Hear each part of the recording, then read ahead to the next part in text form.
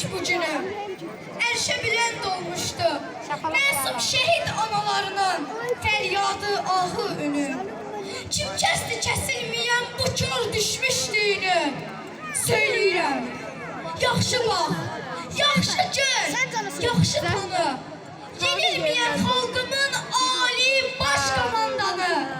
Basılmaz dövlətimi, minnətdar millətimi, ali baş komandanı.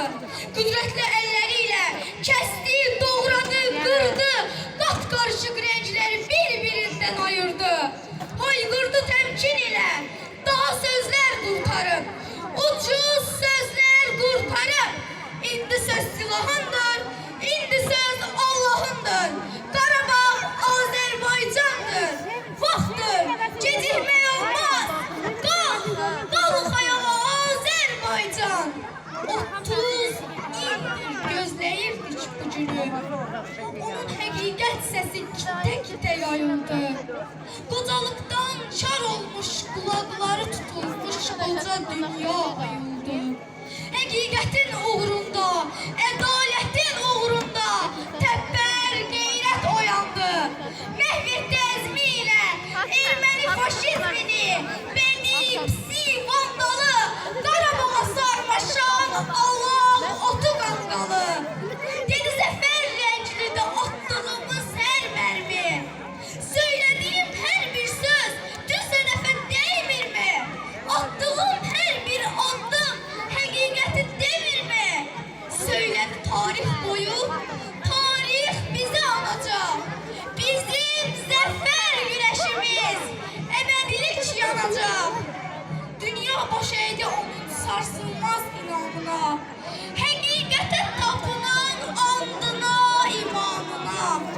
Sənin hər sözün, hər kəlmən dillərə dastan oldu, ordumuza güc oldu. Tarix durduqca çıxmaz xalqımızın yadından ordumun igidliyi. Tarix durduqca çıxmaz xalqımızın yadından bu qəhrəman ad, soyad, general mayor Həşimov Polad. Sənə güc, qüvvət verən minlərlə şəhid qanım, göylərə qaldırdığın üç rəngli bayraq oldu. Ucadan deyim bir də, ay ulduzlu bayraqlı, daim yarlı yaraqlı, qardaşımız qanımız Türkiyə dayaq oldu.